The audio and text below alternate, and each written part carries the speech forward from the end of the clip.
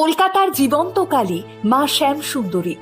অমাবস্যার দিনে মায়ের পুজো হয় সম্পূর্ণ অন্ধকারে, আর মন্দিরে থাকা মায়ের বিগ্রহের দিকে তখন তাকালেই নাকি বোঝা যায় তিনি অত্যন্ত আনন্দে স্মিত হাসি হাসছেন।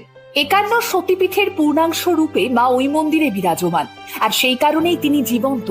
ভক্তদের ডাকে তিনি প্রত্যক্ষভাবেই সাড়া দেন। মন থেকে মায়ের কাছে কিছু চাইলে নাকি তিনি কোনো ভক্তকেই খালি হাতে ফেরান না। কথিত আছে, সুদূর অতীতে মায়ের এক বিশেষ ভক্ত তার পরিবারের সকল সদস্যের মধ্যে সব থেকে বেশি শ্যামবর্ণের ছিলেন, যে কারণে তিনি ছোট থেকেই দুঃখ পেতেন।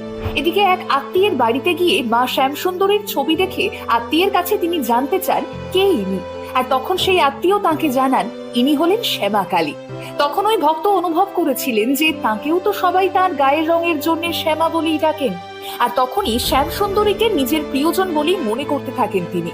আর তখন থেকেই মায়ের নাম হয়